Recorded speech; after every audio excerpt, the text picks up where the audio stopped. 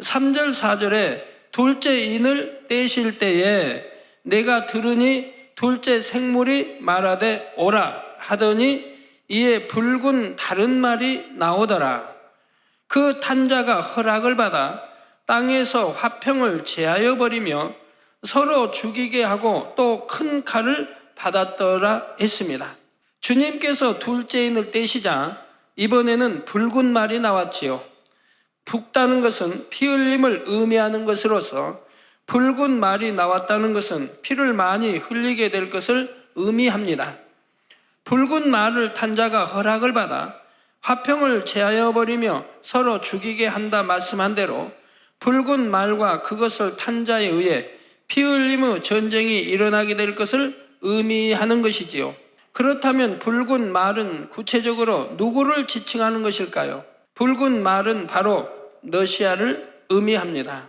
1991년 15개 국가 연합체로 구성되었던 소비에트 연방 즉 소련이 붕괴되지요. 그렇지만 그 중에서 러시아는 여전히 가장 큰 힘과 영향력을 발휘합니다. 소련 붕괴 이후 러시아가 쇠퇴의 길로 접어드는 것 같았지만 제가 이미 전부터 예언한 대로 러시아는 다시 그 힘이 커지고 있지요. 그러면서 주변 나라들에 계속해서 영향력을 행사하려고 합니다. 하지만 공산주의라는 이념에 의해 유지되어 왔던 소련이 붕괴되자 그동안 소련에 속해 있던 나라들이 이제는 민족과 종교를 중심으로 독립된 나라의 주권을 행사하려 하지요. 러시아로부터도 더 이상 간섭받기를 거부합니다. 그런데 사실 소비에트 연방 시절부터도 소련은 민족 문제로 인해 늘 고심했지요. 다민족 국가였던 소련은 그들 안에서 민족의 독립과 자치를 요구하는 크고 작은 분쟁들이 끊이지 않았습니다. 민족 간에도 많은 분쟁이 있었고요. 소련이 붕괴되기 전인 1987년 1월부터 1988년 중반까지만 해도 300여 건에 이르는 민족주의 분쟁이 있었다고 합니다. 수십만 명이 모인 대규모 집회에서 많은 사상자를 내는 지역 간 유혈 분쟁도 곳곳에서 일어났지요. 많은 분들이 기억하고 있는 1988년도에 아제르바이잔과 아르메니아인과의 민족 분쟁은 소련의 정규군이 투입되어 진압하였습니다. 이렇게 소련은 붕괴 이전부터도 민족 문제로 인해 곳곳에서 분쟁과 다툼이 끊이지 않았지요.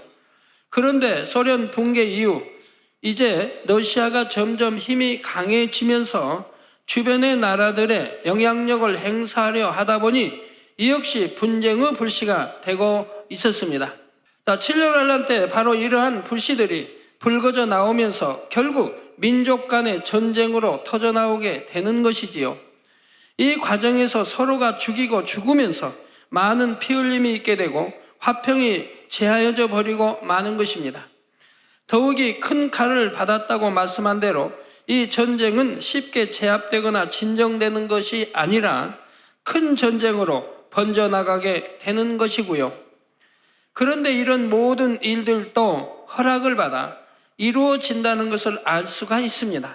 바로 하나님의 허락이 있어야 함을 말하는 것인데, 그렇다 하여 이 말을 하나님께서 전쟁도 일어나게 하시고 사람들이 죽게도 만드신다고 오해하면 안 됩니다. 하나님께서는 세계사의 모든 것을 주관하시되 결국은 모든 일이 공의에 따라 돌아가죠. 악이 관영하여 한계선을 넘으면 그것이 전쟁으로 나오게 되는 것이며, 사람들이 자기 악들로 인해 서로 죽이고 죽으며 스스로 멸망해 가는 것입니다.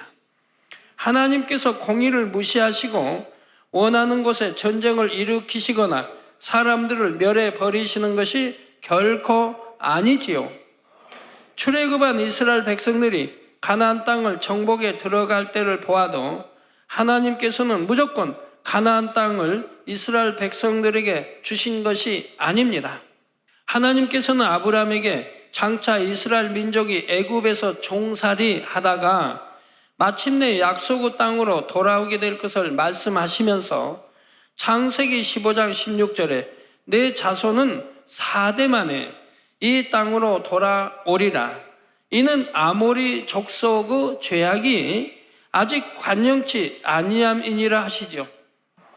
이는 다시 말해 이미 가나안 땅을 차지하고 있던 아모리 족속의 죄악이 관영할 때까지 기다려야 그 땅을 아브라함의 우선들인 이스라엘 백성들에게 주실 수 있다는 말입니다. 아모리 족속의 죄악이 공의 가운데 정해놓은 한계선을 넘어야만이 공의에 따라 이스라엘 민족으로 하여금 그들을 멸하고 가나안 땅을 취해 들어가도록 하나님께서 허락하실 수 있다는 말이지요. 만약 아모리 족속의 죄악이 관영치 않았는데도 하나님께서 그들을 쫓아내고 이스라엘 백성들에게 가나안 땅을 주신다면 그것은 공의의 법칙을 어기는 것이 됩니다. 이처럼 하나님께서는 세계사의 모든 것을 주관하시지만 반드시 공의의 법칙에 따라 정확하게 운행되도록 하신다는 사실입니다.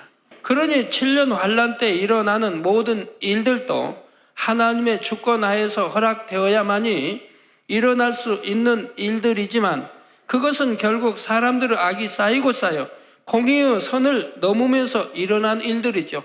심은 대로 거두는 영계의 법칙을 따라 사람들이 악으로 심어 놓은 것들이 7년 환란 때가 되면 곳곳에서 터져 나오게 되고 이 땅의 자연 환경 역시 한계선을 넘으므로 전쟁과 자연으로부터 재앙 등 엄청난 환란들이 발생하게 된다는 사실입니다.